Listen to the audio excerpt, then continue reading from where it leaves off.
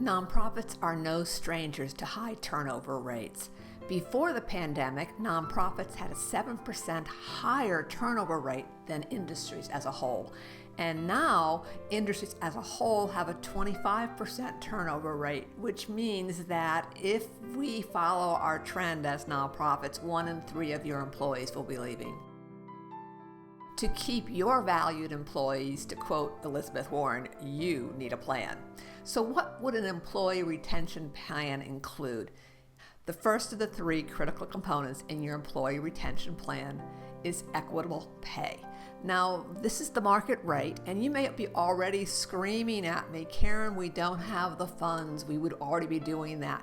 If that's you, hang on to the end. I have some suggestions on low cost or no cost ways that you can enhance your employee retention. To ensure that your salaries are equitable, you're going to want to make sure you do an annual survey of what else is being paid in the field to make sure that you stay current and that there's no huge movements from the previous year.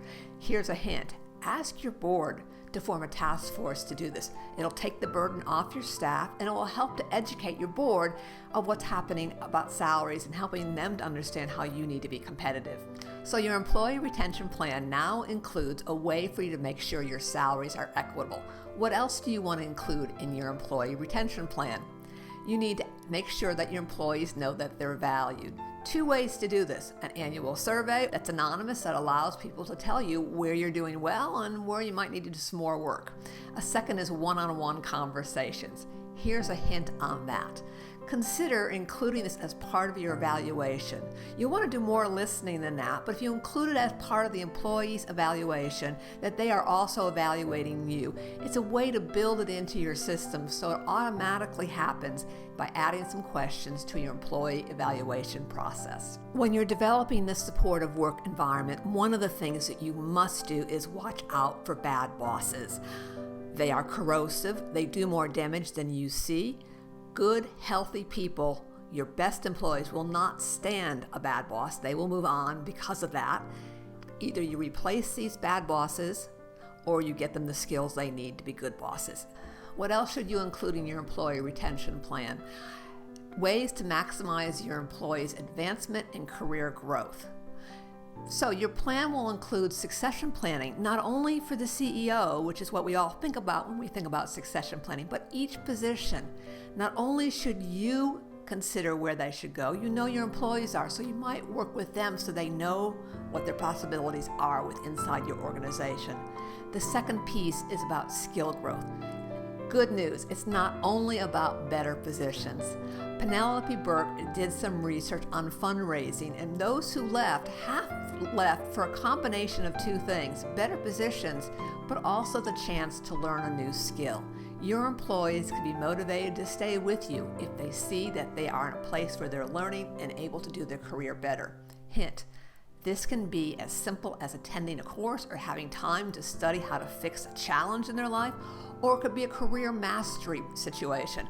On my mentor program, I have found that employee engagements, working with high-functioning people to conquer their challenges, helps them not only to get better outcomes, as well as to have better life balance and better focus by working and analyzing what their problems are and finding solutions that really help them to get their work done. Those are the 3 elements you need in your employee retention plan. I'd love to help you create and implement one that's customized for your needs. Please don't hesitate to reach out. Here are your low-cost, no-cost ways to help employee retention when budgets are a challenge. First, offer recognition. This could be a happy anniversary, work anniversary, balloon and celebration when people reach milestones. It can be a lot of things, but think about how can we recognize our employees? And this is something we know works because employees already know they work for a nonprofit and they know there's some salary discrepancies. They expected that, but they really hope that they could do something to change the world. Tell them how they're doing that. Secondly, set must. and let people figure out how they're going to do it. You must be in the office between these hours must be covered, but you have flexibility around those. Tell them and let them solve. This is good management anyway, but look for them to create solutions that help them be engaged and challenge them to say, what would really make your job better? Give me some solutions, and keep brainstorming until you find what works. Third, consider time off. Maybe after a certain number of years, like 5, they get their day off and their work anniversary. They will use this day as they need it. It's a little bit of a cost for you, but it really could retain the employee. Turnover costs are huge. It will cost you at least their salary in many cases to replace them. So spending a little bit of money on them is really logical. And then finally on this, watch out for your saying, everyone will want to do this. They might, and you should consider the option if they do. You're not running a factory making widgets, you're changing lives. Invite people to bring their best ideas so that we can offer our best together.